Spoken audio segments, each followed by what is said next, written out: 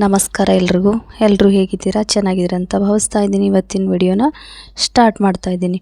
ಇವತ್ತಿನ ಟಾಪಿಕನ್ನು ಶುರು ಮಾಡೋಕ್ಕಿಂತ ಮುಂಚೆ ನೀವು ನನ್ನ ಚಾನಲನ್ನು ಸಬ್ಸ್ಕ್ರೈಬ್ ಮಾಡಿಲ್ಲ ಅಂದರೆ ದಯವಿಟ್ಟು ಸಬ್ಸ್ಕ್ರೈಬ್ ಮಾಡ್ಕೊಳ್ಳಿ. ಪಕ್ಕದಲ್ಲಿರೋ ಬೆಲ್ ಐಕಾನ್ನ ಪ್ರೆಸ್ ಮಾಡಿ. ಇದರಿಂದ ನಾನು ಮಾಡಿರ್ತಕ್ಕಂಥ ಎಲ್ಲ ವಿಡಿಯೋಗಳ ನೋಟಿಫಿಕೇಷನ್ ಮೊದಲನೇದಾಗಿ ನಿಮಗೆ ಬರುತ್ತೆ. ವೀಕ್ಷಕರೇ, ಇವತ್ತಿನ ಟಾಪಿಕ್ ಏನು ಅಂದರೆ ಇವತ್ತಿನ ಟಾಪಿಕ್ ಬಂದುಬಿಟ್ಟು ಪ್ರಜ್ವಲ್ ರೇವಣ್ಣ ಕೇಸ್ ಇವತ್ತಿನ ಟಾಪಿಕ್ ಆಗಿದೆ. ಆದರೆ ಸಮಯ ಹೇಗೆ ಬದಲಾಗುತ್ತೆ ಅಂತ ಯಾರಿಗೂ ಗೊತ್ತಾಗೋದಿಲ್ಲ. ಹಾಗೆ ಪರಿಸ್ಥಿತಿ ಯಾವಾಗ ಎಷ್ಟೇ ಶ್ರೀಮಂತರಿರಲಿ ಎಷ್ಟೇ ಬಡವರಿರಲಿ ಯಾರಿಗೆ ಯಾವ ಪರಿಸ್ಥಿತಿ ಬರುತ್ತೆ ಅಂತ ಯಾರಿಗೂ ಗೊತ್ತಾಗೋದಿಲ್ಲ. ಅದಕ್ಕೆ ಸಾಕ್ಷಿ ನಮ್ಮ ಪ್ರಜ್ವಲ್ ರೇವಣ್ಣ ಅಂತ ಹೇಳಬಹುದು. ಏಕೆಂದರೆ ಯಾವ ಸ್ಥಾನದಲ್ಲಿ ಇರುವ ಪ್ರಜ್ವಲ್ ರೇವಣ್ಣ ಇವತ್ತು ಜೈಲಿನಲ್ಲಿದ್ದಾರೆ, ಅದು ಎಲ್ಲರಿಗೂ ಕೂಡ ಗೊತ್ತಿರುವ ವಿಚಾರ. ಇವಾಗ ನಾನು ಹೇಳಿರ್ತಕ್ಕಂಥ ವಿಷಯ ಏನಂದರೆ ಪ್ರಜ್ವಲ್ ರೇವಣ್ಣ ಕೇಸ್ನಲ್ಲಿ 15,000 ಫೋಟೋಸು ಮತ್ತು 2,000 ವಿಡಿಯೋಗಳು ಎಲ್ಲವೂ ಅಶ್ಲೀಲವಾಗಿದೆ ಅಂತ ಹೇಳಿ ಹೈಕೋರ್ಟ್ ಒಂದು ತೀರ್ಪನ್ನು ನೀಡಿದೆ. Hassan pen drive case. ಪ್ರಜ್ವಲ್ ರೇವಣ್ಣ ವಿರುದ್ಧದ ಅತ್ಯಾಚಾರ ವಿಡಿಯೋಗಳನ್ನು ವಶಪಡಿಸಿಕೊಂಡಿದ್ದು, ಈ ಸಾಕ್ಷ್ಯಗಳನ್ನು ಸ್ವತಃ ಪ್ರಜ್ವಲ್ ರೇವಣ್ಣ ಅವರ ಕಾರ್ ಡ್ರೈವರ್ ಅವರು ನೀಡಿರ್ತಾರೆ. ಈ ವಿಷಯವು ಹೈಕೋರ್ಟ್ ವಿಚಾರಣೆಯಲ್ಲಿ ಬೆಳಕಿಗೆ ಬಂದಿತ್ತು.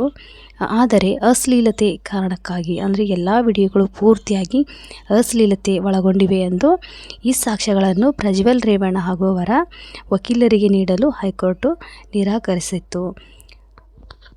ಆಮೇಲೆ KR ನಗರದಲ್ಲಿರುವ ಕೆಲಸದಾಕೆ ಪ್ರಜ್ವಲ್ ರೇವಣ್ಣ ಅವರ ಮನೆಯ ಕೆಲಸದಾಕೆ ಮೇಲೆ ಅತ್ಯಾಚಾರ ಎಸಗಿದ್ದರು.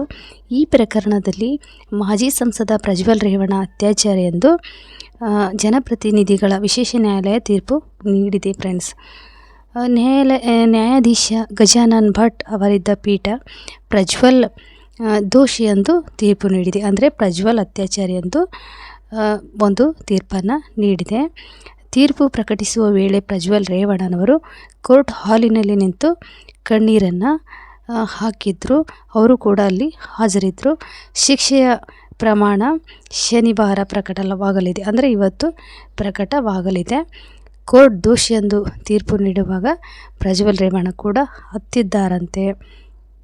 ಅತ್ಯಾಚಾರ ಪ್ರಕರಣದಲ್ಲಿ ಆರೋಪ ಸಾಬೀತಾದರೆ ಕನಿಷ್ಠ 10 ವರ್ಷ ಗರಿಷ್ಠ ಜೀವಾವಧಿ ಶಿಕ್ಷೆ ವಿಧಿಸಲು ಕಾನೂನಿನಲ್ಲಿ ಅವಕಾಶವಿದೆ. ಈ ಪ್ರಕರಣದ ಕೊನೆಯ ದಿನ ಜೂನ್ 30 ರಂದು ನಡೆದಿತ್ತು. ಸರ್ಕಾರಿ ಪರ ವಕೀಲ ಎನ್ ಜಗದೀಶ್ ಹಾಗೂ ಅಶೋಕ್ ನಾಯಕ್ ಹಾಗೂ ಪ್ರಜ್ವಲ್ ರೇವಣ್ಣ ಪರ ವಕೀಲ್ ಅರುಣ್ ಜಿ ಅವರು ಕೂಡ ಅಲ್ಲಿ ಹಾಜರಾಗಿದ್ದರು. ಆಮೇಲೆ ತೀರ್ಪನ್ನು ಕಾಯ್ದಿರಿಸಿದ ಕೋರ್ಟ್ ಪ್ರಜ್ವಲ್ ಮೊಬೈಲ್ ಸಾಕ್ಷ್ಯ ಮತ್ತು ತಾಂತ್ರಿಕ ಸಾಕ್ಷ್ಯಗಳ ಬಗ್ಗೆ ಸೃಷ್ಟಿಸಿಕೊಳ್ಳಿತ್ತು. ಇದರೊಂದಿಗೆ ವಿಧಿವಿಜ್ಞಾನದ ಪ್ರಯೋಗಾಲಯದಿಂದ ವರದಿ ಬಗ್ಗೆ ನ್ಯಾಯಾಧೀಶರು ಕೆಲ ಮಾಹಿತಿ ಕೇಳಿ ಮುಂದಿಟ್ಟಿತ್ತು. 14 ತಿಂಗಳಿಂದ ಸೆರೆವಾಸದಲ್ಲಿರುವ ಪ್ರಜ್ವಲ್ ರೇವಣ್ಣ ಅವರ ರಾಜಕೀಯ ಭವಿಷ್ಯದ ದೃಷ್ಟಿಯಿಂದಲೂ ಈ ತೀರ್ಪು ಮಹತ್ವ ಪಡೆದಿದೆ. ಆಮೇಲೆ 2ನೇ ಪ್ರಕರಣದಲ್ಲಿ ತೀರ್ಪು ಬರಬೇಕಿದೆ. ಏನಿದು ಪ್ರಕರಣ ಅಂದರೆ KR ನಗರದ ಸಂತ್ರಸ್ತೆ ಅಂದರೆ ಅವರ ಮನೆ ಕೆಲಸದಾಕೆ ಪ್ರಕರಣದಲ್ಲಿ ಪ್ರಜ್ವಲ್ ವಿರುದ್ಧ ಅತ್ಯಾಚಾರ ಅಪಹರಣ ಕೇಸ್ ದಾಖಲಾಗಿತ್ತು.